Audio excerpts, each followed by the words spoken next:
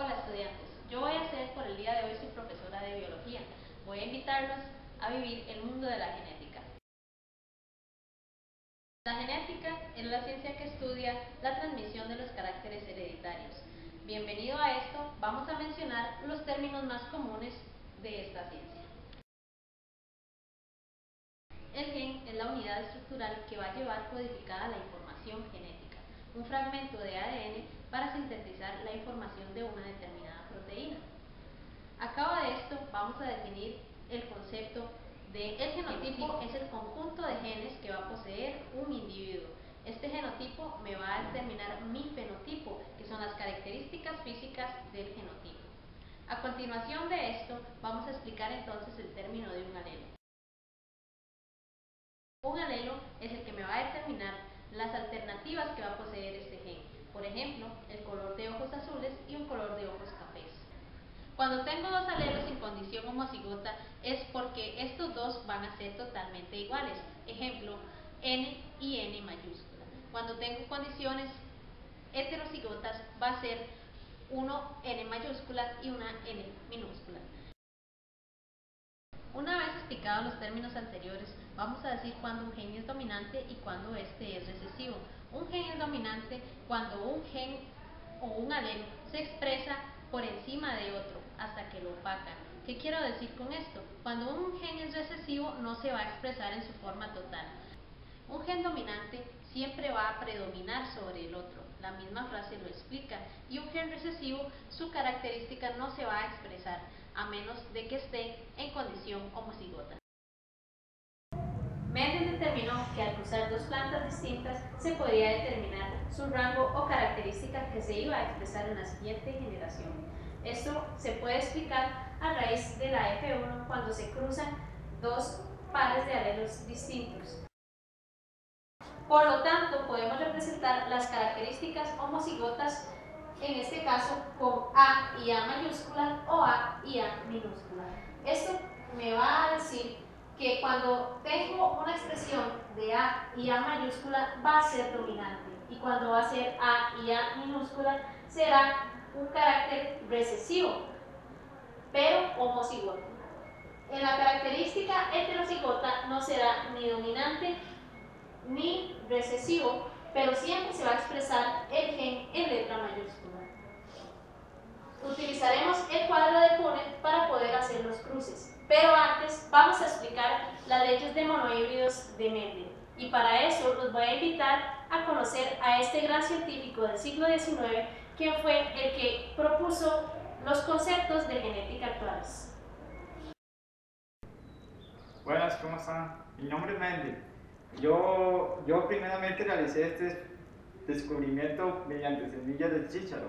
Primeramente agarré las semillas de chícharo que son rojas, luego agarré las semillas de chícharo que son verdes, pero noté que al cruzarlas o a injertarlas resultaban semillas de chícharo rojas. Entonces yo me quedé con esa duda, ¿por qué ocurría esto? Luego descubrí que los genes son los que transfieren la información fenotípica y genotípica de las plantas. Además, amigos, después de estas observaciones, me llevé el caso de establecer mis leyes. Mi primera ley se basó más que todo en la ley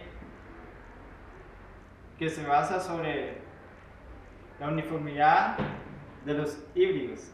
Esta ley se basa más que todo al cruzar dos razas puras. La primera generación serán híbridas, para todas exactamente iguales. Supongamos que cultivamos esos guisantitos.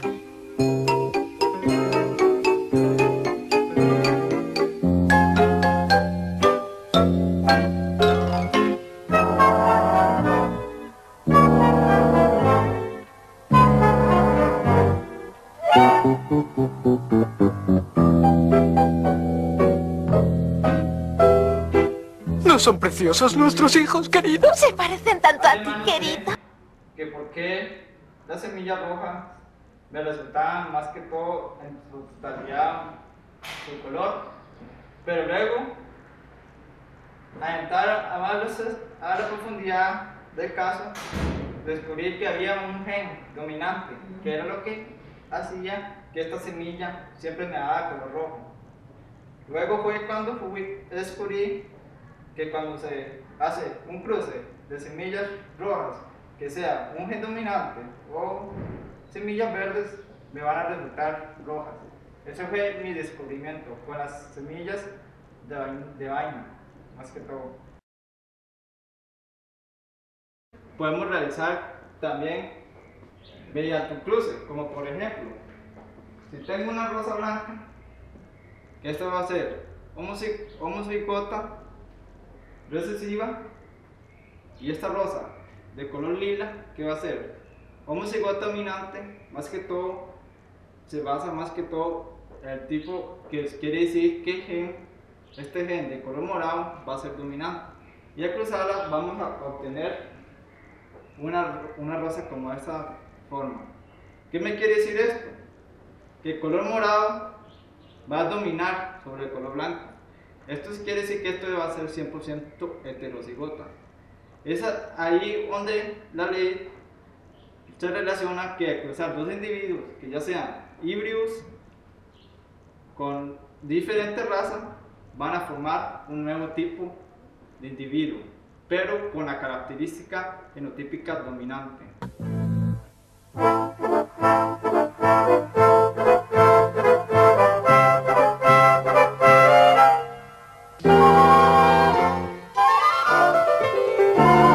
¿No son preciosos nuestros hijos? Mira, estos tres son tu vivo retrato. Sí, pero este no se parece en nada a mí. Este de aquí es clavado a su madre. Sí, es cierto. Entonces, juguemos a ser científicos. ¿Quieren acompañarme? Vamos a hacer un cruce de monohíbridos. Como explicó Lendl en su primera ley, los cruces de monohíbridos o razas puras se representan con dos letras iguales, A y A. En este caso va a ser una planta azul como la que tenemos acá, y A y A, una planta roja con su característica recesiva. Según la primera ley, esto me quiere decir que este cruce me debe dar organismos o individuos, en este caso todos iguales, pero heterocigotos. Comprobémoslo. Ponemos los alelos de los parentales y los cruzamos, A y A, mayúscula y minúscula, A y A, y A, y A. Comprobamos con esto la uniformidad de los híbridos, pues todos me han dado en condición heterocigota dominante. Dominante el alelo azul, de característica azul. Esto sería mi fenotipo. Fenotipo 100% azul, con un genotipo que es mi conjunto de genes 100% heterocigoto.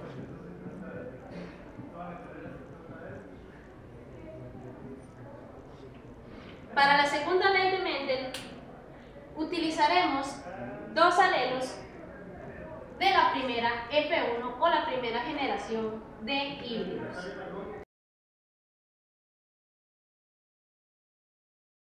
La ley de Mendel o la segregación de los alelos. Obtuvimos que nuestra primera F1, al cruzar los individuos A y A o azul con las flores rojas, obtendríamos individuos heterocigotos azules.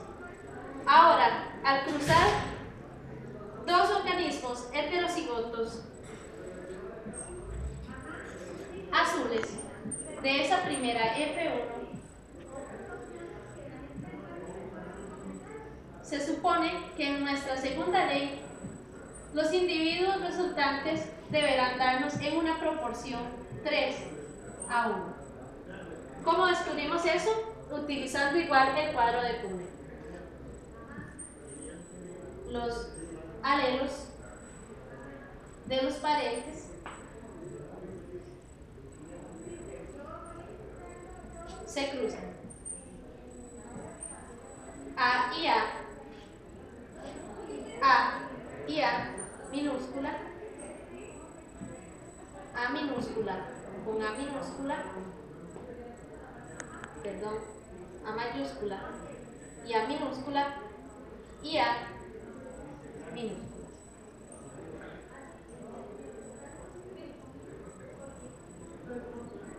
Nos queda claro que el gen recesivo que se quedó perdido en la primera F1 se expresa de nuevo en nuestra F2. Lo que nos quiere decir que esto tendrá un genotipo o un conjunto de genes resultantes que se representa, según el cuadro de Punnett, con resultados de 25% flores homocigotas,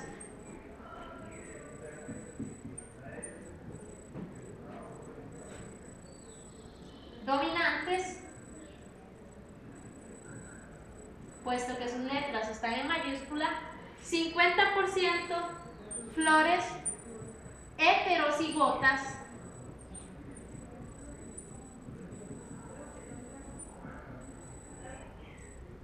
y 25% flores homocigotas.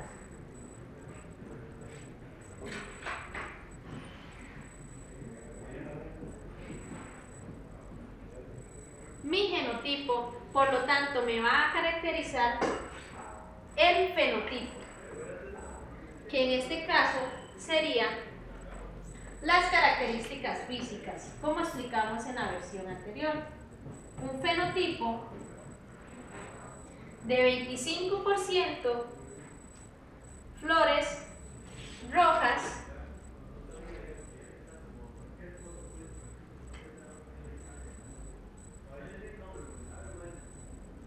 y un 75% flores azules.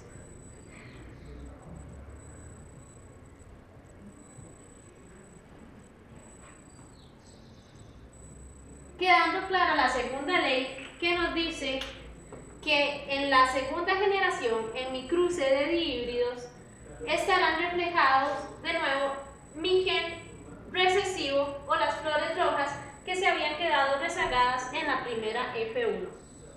2 años más tarde, Mendel descubrió esas leyes hereditarias. Acababa de descubrir los genes. Los genes, ¿os dais cuenta? La base misma de la genética moderna.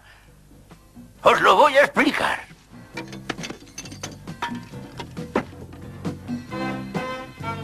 Cada guisante tiene 2 genes que determinan su color, uno amarillo y uno verde, pero el amarillo es dominante. Si se une a un gen verde uno con otro, el amarillo prevalecerá y el guisante será de ese color. Pero en la siguiente generación... Claro que el amarillo es dominante, prevalece aquí y aquí, pero aquí, por otro lado, hay 2 genes verdes, y el verde, que había desaparecido en la segunda generación, reaparece en la tercera.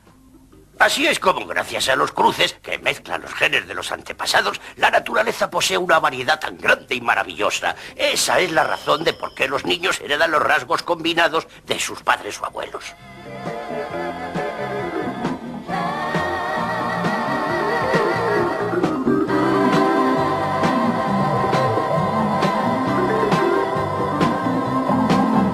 Comprendidos los términos de genética, los invito a experimentar en sus casas con otros tipos de cruces. Quedaron claros entonces la primera y la segunda ley de Mendel. Los invito a investigar por aparte la tercera ley. Les recomiendo hacer los demás cruces con color de ojos, color distintos de piel, color de pelo lacio o crespo y los distintos alelos múltiples que existen. En este caso lo hicimos con las flores rojas y las flores azules. Ustedes por aparte pueden experimentar y ver cómo en sus casos pueden tener un hermano de diferente color de piel al de ustedes. Espero que les haya gustado la explicación y lo puedan aplicar en sus estudios. Recuerden, la búsqueda de conocimiento conlleva el éxito.